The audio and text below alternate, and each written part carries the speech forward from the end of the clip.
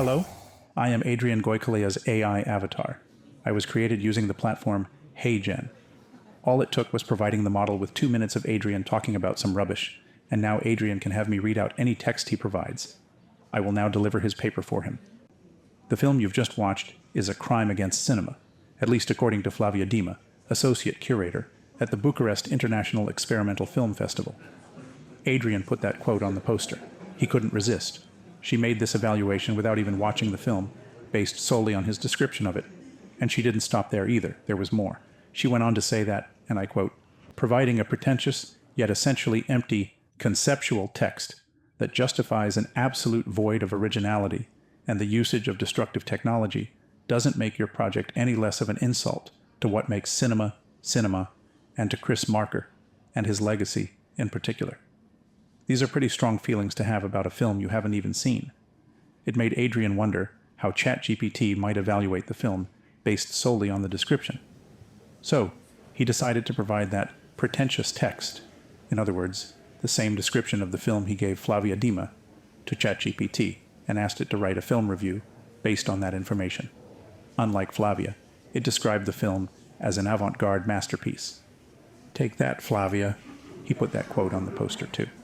ChatGPT continued, saying that the film was a fascinating experiment that both pays homage to and diverges from the original. The AI's interpretations of the iconic stills introduce a layer of unpredictability, at times veering into the realm of the surreal, as the characters' appearances shift and morph, reflecting the fluidity and multiplicity of identity in the digital age. This variability adds a dreamlike quality to the narrative, echoing the original's exploration of memory and perception, but from a distinctly postmodern perspective. Indeed. Thanks, ChatGPT. Obviously, my tongue is firmly in my cheek here, except that I don't have a tongue or a cheek to put it in. Not only did ChatGPT not see the film, for it also has no eyes, brain, or thoughts, and I assume Flavia has at least some of those. However, these contrasting evaluations, if you can even call them that, underscore the very questions the film seeks to interrogate: the nature of cinema, the meaning of authenticity in artistic expression, and the destabilizing effect of AI on film form. As you have seen, the film is a copy of sorts, a shot-by-shot remake, a simulacrum even perhaps, but it is by no means an exact reproduction. Adrian tried to recreate or regenerate the original film as faithfully as possible, but the technology doesn't make exact duplicates. Let me describe the process now for you. So, Adrian used MidJourney version 5 to recreate the film's still images. The process of recreating the images involved using 2 prompts for the model to work from. The first was an image prompt. This involved uploading an image from the film he wanted the model to recreate. He then had to pair that image prompt with a text prompt that described what was in the image. Since he wanted as close a replica of the original as possible, he described what was in the image to the best of his ability, and then something about the texture and quality of the photograph. So, for instance, this image would be paired with a text prompt that went something like, black and white photograph of 3 flight attendants on the tarmac in the 1960s.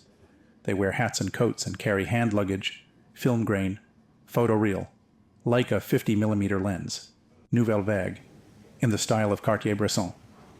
Aspect ratio, 16:9. Image weight, 2.0. Version 5. These 2 prompts would produce something like what you see there on the right. Or an image like this would get paired with a text prompt that went something like, black and white photograph of the interior of a bombed-out church, rubble on the floor, light streams in through the stained glass windows, World War II war photography, film grain, Leica 35mm lens, in the style of Robert Capa. Aspect ratio, 16:9. Image weight, 2.0. Version 5, which would produce something like that again on the right. Or in this example, the image on the left, together with this text prompt, would give you something like that on the right. Black and white close-up photograph of a man with a mustache looking directly at the camera. He looks scared. Photorealistic. Film grain. Leica 50mm lens in the style of Ouija. Blah blah blah tech stuff. You get the idea. You can see from these examples that although the images are remarkably similar, they are by no means identical. However, MidJourney seems to be able to handle these unambiguous images better than others. when it encounters something more unusual, things go awry. What is even going on here? You can see that it has completely lost the plot. Or here. Or here.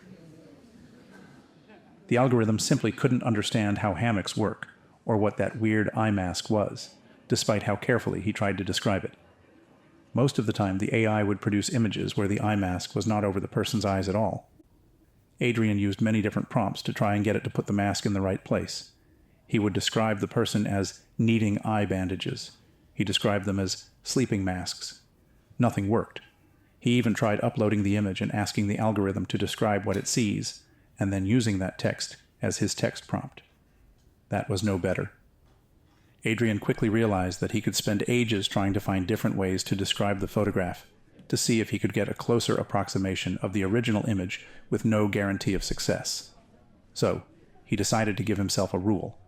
He would allow himself only 5 attempts at crafting different prompts. And if after 5 attempts, he still couldn't produce a similar image, he would just pick one of the 20 that were generated and move on.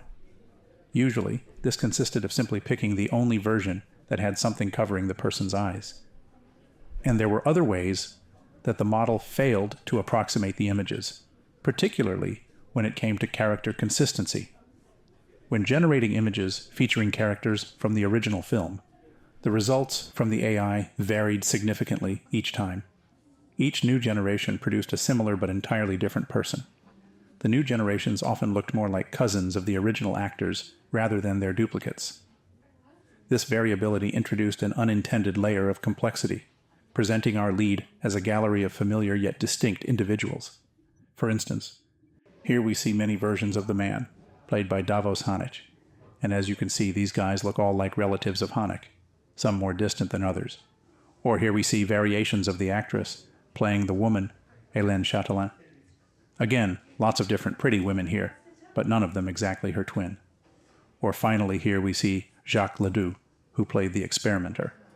Look at how different the ages are of this man. There are ways Adrian could have maintained character consistency. For instance, one technique would have been to cast different celebrities as each character. So, he could have always asked for Harrison Ford, for example, in all the shots of the man. Or always used Jennifer Lawrence for the woman, but that would have added a layer of pop culture to that film that he thought would have been distracting. Also, Adrian liked the fragmentation that these inconsistent characters gave to the film. He felt like it took the original time travel narrative and expanded it to the multiverse. For the soundtrack, Adrian used 3 other programs. He voice cloned the English language voiceover performer, James Kirk, using ElevenLabs. To do this, he uploaded a clean piece of voiceover by James Kirk to ElevenLabs, and it created a voice clone he could use. Again, it wasn't an exact replica, since the accent was slightly different. Adrian then transcribed the voiceover text and inputted it into the software so that the voice clone could re-perform it. He also used Resemble AI to redo the whispering voices, since this software had a whispering male and female voice. Here, Adrian could not transcribe the actual voices, since they were in German and unintelligible. Instead, he copied text from articles discussing La Jetée's soundtrack, and Google translated it into German. Here is an example of those voices. Die Darmundigen in THX 1138 Land Sich DC's Concept for Wendell 10 Erschläge per 9 and Ton, der von den Stollichen Controller and 4 Mindlocks. Finally, for the score, Adrian used AIVA to generate a new score based on the original. Again, he used the original as an influence for the new versions. The music that was generated was quite distinct from the original, but he was able to keep it in the same key, and he chose variations that he felt had a similar mood to the original. Once more, Adrian limited himself to 5 generation attempts, and then he selected the best of the outputs. Let me play you a comparison.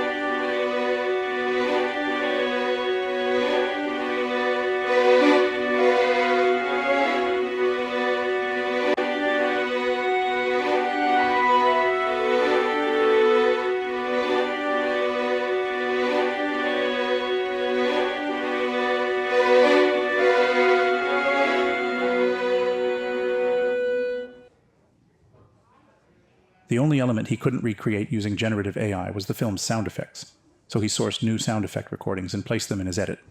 Adrian then used the original film as a guide track so that he could be as frame accurate as possible.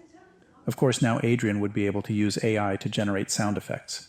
In fact, all the audience sounds you hear in this video were generated using ElevenLabs' new generative sound effects model.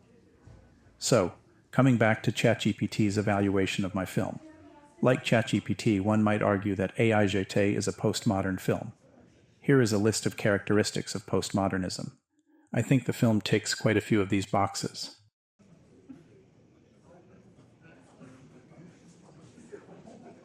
By fragmenting the identities of the film's characters into ever-changing variations, you could say it exhibits a skepticism towards grand narratives, just as Jean-François Lyotard prescribed. Also, through its AI-generated pastiche, it seems to align with Frederick Jameson's notion of a cultural logic where history is recycled, but stripped of its original context or depth, thus reflecting a postmodern sensibility. The film's multiverse reimagining of La Jetée's time travel narrative could be seen as a direct challenge to the linear storytelling and monolithic histories that postmodernism actively resists. Of course, I acknowledge that Jean-François Lyotard and Jameson represent polar opposite takes on postmodernism. Lyotard thinks the skepticism towards grand narratives is a good thing, while Jameson thinks that history, recycled without depth, is terrible and politically reactionary. Therefore, we can think of postmodernism as providing both an affirmative and a critical understanding of AI. But what of the original film's form and narrative, from which Adrian's remake draws? In La Jetée, Chris Marker's narrative unfolds through a montage of still photographs, presenting a stark deviation from cinema's normal portrayal of fluid motion. This method appears to reinforce Henri Bergson's critique of the cinematographic method, which he argues artificially segments the continuous flow of life into discrete, static snapshots. Bergson suggested that such fragmentation, akin to a film strip's series of frames, creates a superficial illusion of movement, failing to capture the true essence of time's fluidity and the unbroken progression of life. Yet, La Jetée transcends this apparent limitation by using still images to evoke a deeper engagement with the concept of time. The film leverages the stillness of its images to invite viewers to actively participate in the narrative, filling the temporal gaps through their intuition. This participatory aspect challenges the viewer to forego passive observation and engage with the film's temporal structure, creating a continuous experience of time and memory from discontinuous elements. It is this active, intuitive engagement that aligns with Bergson's philosophy, suggesting an understanding of reality that transcends the mere mechanical reconstruction of moments. Moreover, it invites viewers to consider the nature of time and memory through its time travel narrative, and to reflect on the ontology of the photographic image. In making AI Jetée, Adrian sought to reimagine Marker's film through the lens of generative AI. By using the original stills as prompts, he asked the AI to reinterpret these images, aiming not for exact replication, but for a re-envisioning that echoes the reconstructive nature of human memory. This process of recreation through AI also echoes Bergson's concept of memory as a creative force, dynamically weaving together the past with the present. By embracing this dynamic process, AI Jetée not only reconstructs the original film's imagery, but also expands its memory-centered time travel narrative into the multiverse.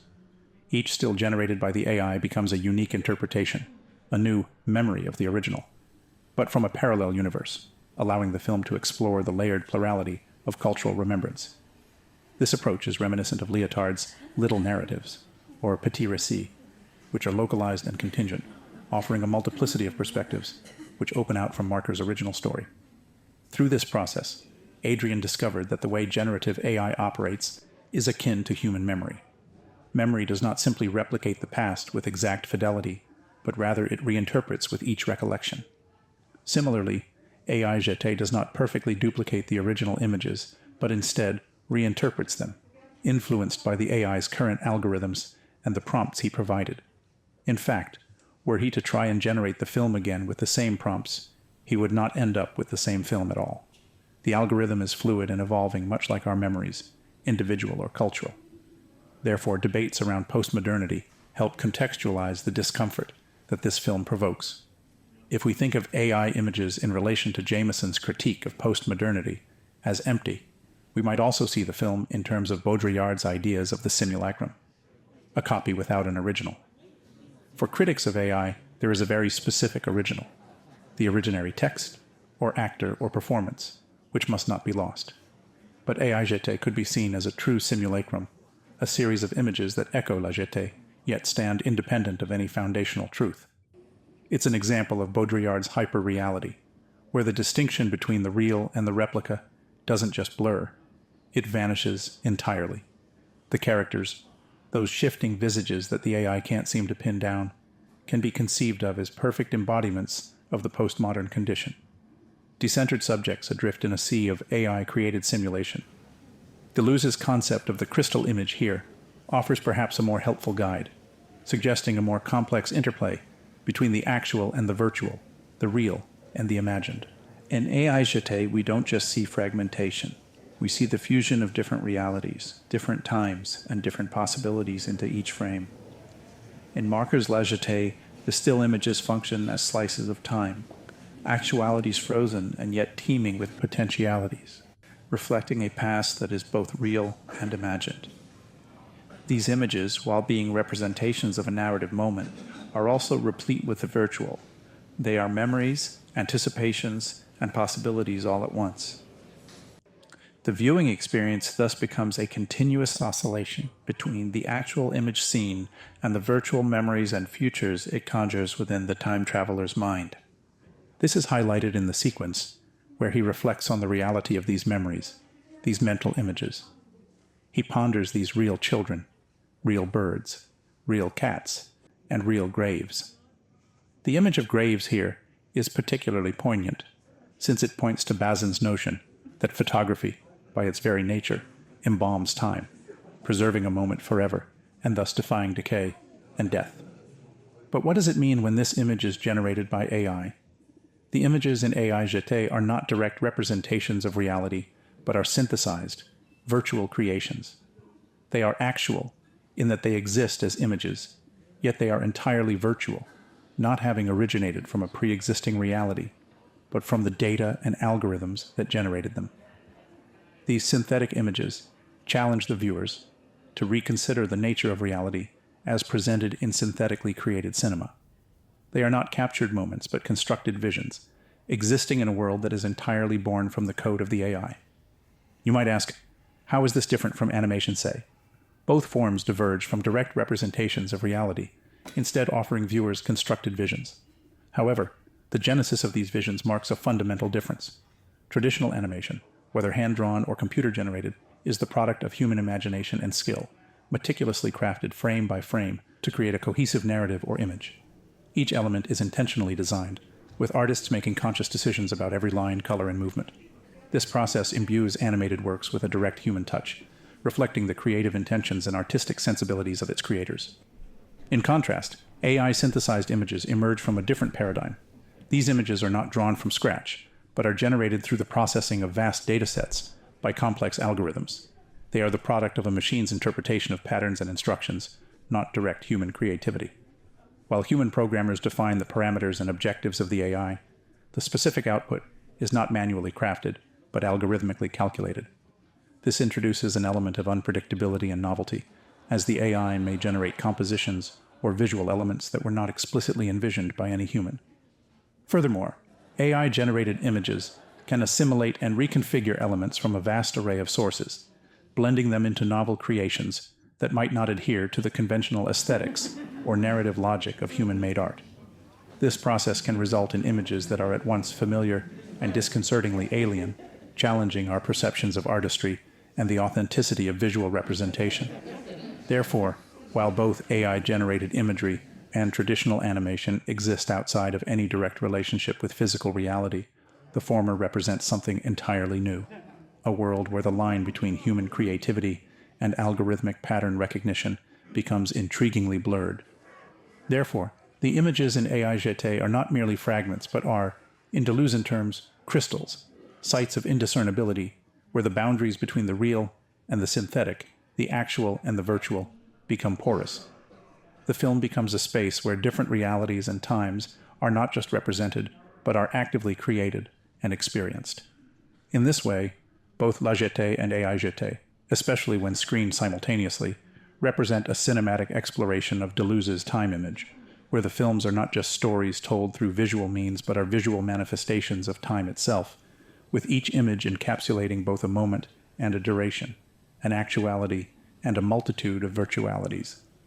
The time image is characterized by its ability to present time directly, rather than through the movement of narrative. This direct presentation of time opens up new possibilities for experiencing and understanding temporal reality, allowing viewers to engage with the virtual aspects of time, such as memory and potentiality, in a more immediate way. Viewing both films together invites viewers to experience time not as a linear progression, but as a rich, multi-dimensional tapestry, woven from the interplay between the actual photographic source images and the virtual images that emerge from the algorithm. So far so postmodern, yet, as we look closer, cracks in this postmodern facade begin to show. AI Jetée, rather than merely deconstructing the past, reanimates it, giving life to new memories and new possibilities. In this light, the film seems to oscillate, to borrow from Vermeulen and Van den Aker's notes on metamodernism between postmodern deconstruction and something else, something more constructive perhaps, at least a yearning for something else anyway. As we consider the film's playfulness and irony, especially in the face of serious themes, we recognize a metamodern trait. It's not the detached irony of postmodernism, but an irony that's intrinsically bound to desire, to a longing for meaning and connection, despite an awareness of the inherent contradictions in seeking such connection within the artificial reality of the digital age. This brings us to the narrative of AI Jetée itself, which, through the limitations of AI, refracts the time travel narrative of La Jetée into a plethora of possibilities. Instead of viewing these inconsistencies as flaws, the film embraces them, presenting a multiverse where each inconsistency is a doorway to another reality. This is metamodern in itself, perhaps, the acceptance and appreciation of the in-between, of the both and, rather than the either-or. While AI Jetée may initially seem postmodern, its engagement with technology and narrative suggests a more contemporary, metamodern ethos. It's a film that exists in the interstices, celebrating the multiplicity of the digital age while searching for continuity and meaning within that multiplicity. It takes the fragments of postmodernism and assembles them into something else, not just a disjointed collection of past styles, but a dynamic conversation between them. At least Adrian hopes it does that anyway. AI Jetée sits precariously on the edge of cinema's evolving landscape. Dubbed a crime against cinema by the ever-vigilant Flavia Dima, it has perhaps stirred the waters, contributing to the ongoing conversation about the role of AI in the arts, hopefully prompting both enthusiasts and purists to re-examine the boundaries of creative authorship. It's easy to revel in the controversy, to wear this criminal label as a badge of honor, but that would do a disservice to the genuine anxieties around AI. AI Jetée isn't an unthinking celebration of technology's march, nor is it a defiant stand against cinematic tradition. Instead, it's an exploration, an inquiry into what happens when we introduce AI into the process of creating art. The unease felt by some, myself included at times, and the outright rejection by others, underscores a real concern. Where is the line between augmenting creativity and automating it? Flavia Dima also said that my film is an insult to what makes cinema cinema, and to Chris Marker and his legacy in particular. Now, I don't know what makes cinema cinema, but I do know that Marker was a pioneer who embraced new forms of media with curiosity, and I don't believe he would have shied away from using generative AI. Chris Marker's film Level 5, for example, demonstrated his engagement with the interplay of reality and simulation. Level 5 is underpinned by a complex structure of media discourses, blending the boundaries between film and computer, analog and digital, fiction and simulation. This intermediate approach, as well as his early adoption of digital technologies in his work, indicates an openness to the evolution of visual media and the reshaping of cinematic narratives through new technologies. This was also evident in his engagement with digital platforms and virtual spaces, particularly through his creation of the virtual museum Ouvroir in the platform Second Life. Ouvroir reflects a dialectical approach to archives, where Marker embraces the possibilities of new digital worlds, while acknowledging their limitations and the inherent potential for loss, fragmentation, and disorientation. AI Jetée, much like Marker's Ouvroir, seeks to push the boundaries of traditional cinematic experiences by incorporating new technology to recreate and remember the past. It aligns with Marker's method of challenging chronological ordering and embracing the aleatory and capricious character of memory, which is central to much of his work. I believe that Marker would not have seen AI Jetée as an affront to his legacy, but rather as a continuation of his exploratory spirit, using new tools to engage with memory, history, and the evolution of visual storytelling. Thank you.